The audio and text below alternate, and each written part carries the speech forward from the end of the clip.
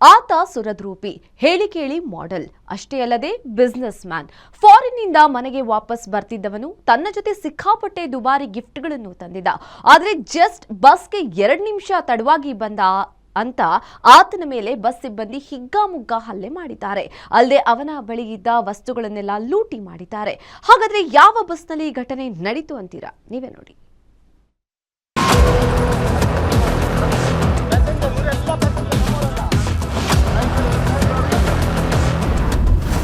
ದಮ್ ಹೊಡೆದು ಬಸ್ಗೆ ತಡವಾಗಿ ಬಂದಿದ್ದ ಮಾಡೆಲ್ ಮೇಲೆ ಹಲ್ಲೆ.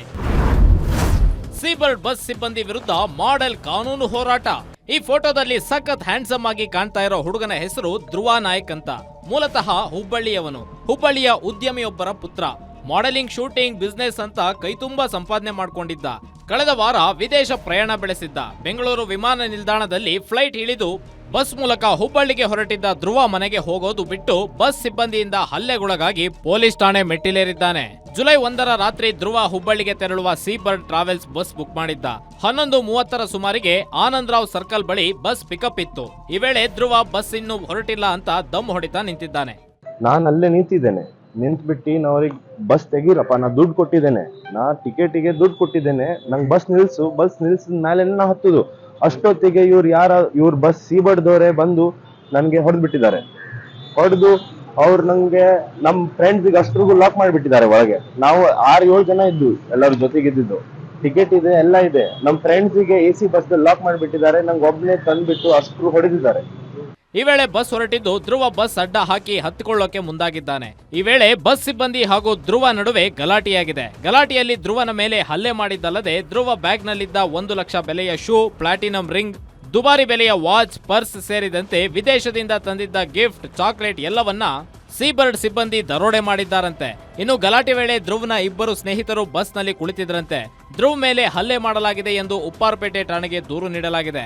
ಆದರೆ ದೂರು ದಾಖಲಿಸಿಕೊಂಡ ಪೊಲೀಸರು ಯಾವುದೇ ಕ್ರಮ ಕೈಗೊಂಡಿಲ್ಲ ಎಂದು ಧ್ರುವ ಪರ ವಕೀಲರು ಆರೋಪಿಸಿದ್ದಾರೆ. ಈತ ಸ್ವಲ್ಪ ಲೇಟ್ ಆಗಿ ಬಂದಿದ್ದಾನೆ, ಬಸ್ ಅಡ್ಡ ಹಾಕಿದ್ದಾನೆ ಕೈನ. ಸರ್, ನಾನು ಟಿಕೆಟ್ ಬುಕ್ ಮಾಡಿದ್ದೀನಿ, ಬಸ್ ಸ್ಟಾಪ್ ಮಾಡಿ ಅಂತ. ಅಷ್ಟಕ್ಕೇನೆ ಸೀಬರ್ಡ್ಸ್ ಎಂಪ್ಲಾಯ್ಸ್ ಯಾರಿದ್ದಾರೆ ಸ್ಪಾಟ್ ಅಲ್ಲಿ ಇದ್ದವರು ಅವರೆಲ್ಲರೂ ಬಂದು ಇವ್ರಿಗೆ ರಾಡ್ಗಳಿಂದ, ದೊಣ್ಣೆಗಳಿಂದ ಮನಸೋ ಇಚ್ಛೆ ಹೊಡೆದು ಅಟೆಂಪ್ಟ್ ಮರ್ಡರ್ ಮಾಡಿದ್ದಾರೆ. ಬಟ್ ಪೊಲೀಸ್ನವರು ಮಾಮೂಲಿ ಗಲಾಟೆ ಕೇಸ್ ಮಾಡ್ಕೊಂಡಿದ್ದಾರೆ. ಇದುವರೆಗೂ ಒಬ್ಬರನ್ನು ಕೂಡ ಅರೆಸ್ಟ್ ಮಾಡಿಲ್ಲ. ಕೇಸ್ ಆಗಿ ಕೃತ್ಯ ಆಗಿ 3 ದಿನ ಆಗಿದೆ. ಇದುವರೆಗೂ ಕೂಡ ಯಾವುದೇ ರೀತಿ CCTV ಫುಟೇಜ್ ತಗೊಂಡಿಲ್ಲ. ಇವ್ರ ಚೈನ್ ಲಾಸ್ ಆಗಿದೆ, ಪ್ಲಾಟಿನಂ ರಿಂಗ್ ಆಗಿದೆ.